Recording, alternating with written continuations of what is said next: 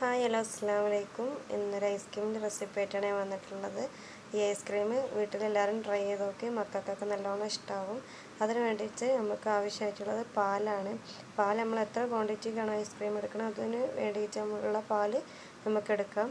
അത് നല്ലോണം ചൂടാക്കിയിട്ട് എടുക്കണം. അതിലേക്ക് നമുക്ക് ആവശ്യത്തിനുള്ള പഞ്ചസാര ഇട്ട് കൊടുക്കാം. ഞാനൊരു ബൗളിൽ ആണ് ഇട്ടിട്ടുള്ളത്. ഒരു 4-5 സ്പൂൺ പഞ്ചസാര ഇട്ടിട്ടുണ്ടാകും. അതിട്ടിട്ട് നല്ലോണം മിക്സ് ആക്കി കൊടുക്കണം. നല്ലോണം ഒന്ന് ഇളക്കി പാൽ നല്ലോണം ഒന്ന് ചൂടാക്കി എടുക്കുക. ഈ ഐസ്ക്രീം എല്ലാവർക്കും ഒന്ന് വീട്ടിൽ ട്രൈ ചെയ്ത് നോക്കാം. നമ്മൾ കുട്ടികളൊക്കെ ഐസ്ക്രീം ചോദിക്കുമ്പോൾ പെട്ടെന്ന് നമുക്ക് ഉണ്ടാക്കി കൊടുക്കാൻ പറ്റിയതാണ്. ഒരു കസ്റ്റാർഡ് പൊടിയും പാലൊക്കെ ഉണ്ടെങ്കിൽ നമുക്ക് പെട്ടെന്ന് വീട്ടിൽ തന്നെ ഉണ്ടാക്കിയെടുക്കാൻ കഴിയും. അതിലേക്ക് ആവശ്യമായിട്ടുള്ളത് പിന്നെ നമ്മുടെ പാൽപ്പൊടി, അതേമാതിരി കസ്റ്റാർഡ് പൗഡറാണ്. ഞാൻ കസ്റ്റാർഡ് പൗഡർ 2 സ്പൂൺ കസ്റ്റാർഡിൻ്റെ പൗഡറാണ് എടുത്തിട്ടുള്ളത്. അതിലേക്ക് 2 സ്പൂൺ തന്നെ നമ്മുടെ പാൽപ്പൊടിയും കൂടി ഇട്ട് കൊടുക്കുക. 2 സ്പൂൺ കസ്റ്റാർഡിന് 2 സ്പൂൺ പാൽപ്പൊടിയാണ് എടുത്തിട്ടുള്ളത്. അഥവാ 1 സ്പൂൺ കസ്റ്റാർഡ് എടുക്കുകയാണെന്നുണ്ടെങ്കിൽ 1 സ്പൂണ് പാൽപ്പൊടി മതിയാവും. അതിലേറെ വേണമെങ്കിൽ രണ്ടും കൂട്ടിയെടുക്കുക. കൂട്ടിയെടുക്കുമ്പോൾ രണ്ടും കൂട്ടിയെടുക്കുക. അത് നമ്മൾ കുറച്ച് പാൽ വെച്ച് തന്നെ മിക്സ് ചെയ്തെടുക്കുക. കട്ടില്ലാതെ നല്ലോണം മിക്സ് ചെയ്തിട്ട് നമ്മൾ പാലിൻ്റെ മിക്സിലേക്ക് ഒഴിച്ച് കൊടുക്കാനുള്ളതാണിത്. അതാണ് നല്ലോണം മിക്സ് ചെയ്ത് രണ്ടും കൂടി നല്ലോണം പാലിൽ മിക്സ് ചെയ്തെടുക്കുക. ഇത് പാൽ നമ്മൾ തിളക്കണ മുന്നായിട്ട് ചൂടാകുമ്പോൾ തന്നെ കുറച്ച് ചൂടാകുമ്പോൾ തന്നെ ഇത് ഒഴിച്ച് കൊടുക്കുക. തിളക്കാൻ വിടരുത്. പിന്നെ കൈ വിടാതെ നല്ലോണം ഇളക്കിയിട്ട് കുറുക്കിയെടുക്കണം.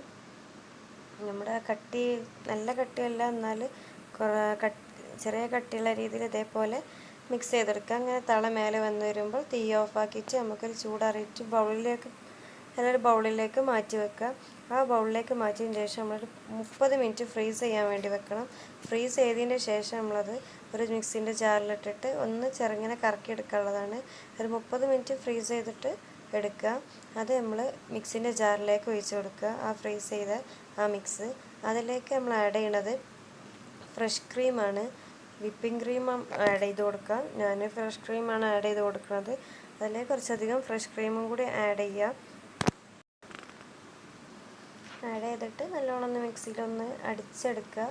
നല്ലോണം ഒന്ന് അടിച്ചെടുക്കണം. എന്നിട്ട് നമ്മൾ അതൊരു പാത്രത്തിലേക്ക് നമ്മൾ ഏത് പാത്രത്തിലാണോ സെറ്റ് ചെയ്യാൻ ഉദ്ദേശിച്ചത് ആ പാത്രത്തിലേക്ക് ആ മിക്സ് ഒഴിച്ച് കൊടുക്കുക. ഇത് കുറേ നേരം, ഒരു 8 ഹവേഴ്സ് ഈ മിക്സ് നമ്മൾ ഫ്രീസറിൽ വെച്ച് തണുപ്പിച്ചെടുക്കണം. എന്നാലേ കട്ടിയായി കിട്ടുള്ളൂ. ഐസ്ക്രീമിൻ്റെ അതേ രീതിയിൽ നമുക്ക് ഫ്രീസായി കിട്ടുള്ളൂ. ഒരു 8 ഹവേഴ്സെങ്കിലും ഫ്രീസറിൽ ഇരുന്നിട്ട് നല്ലോണം കട്ടിയായി അതായത് നമ്മുടെ സാധാ ഐസ്ക്രീമിൻ്റെ രൂപത്തിലേക്ക് അത് മാറും. ഇത് നമ്മുടെ ഐസ്ക്രീമിൻ്റെ അതേ ടേസ്റ്റാണ്. വേണമെങ്കിൽ വാനില എസൻസൊക്കെ ഒറ്റിച്ച് കൊടുത്താൽ വാനില എസൻസിൻ്റെ ഒക്കെ ഫ്ലേവർ ഉണ്ടാവും. അപ്പോൾ എല്ലാവരും വീട്ടിൽ ട്രൈ ചെയ്ത് നോക്കാം. മക്കൾക്കൊക്കെ ഈസി ആയിട്ട് സൂപ്പറായിട്ട് ഇഷ്ടമാവും. അത് സാധാ നമ്മുടെ ഐസ്ക്രീമിൻ്റെ ടേസ്റ്റ് തന്നെയാണ്.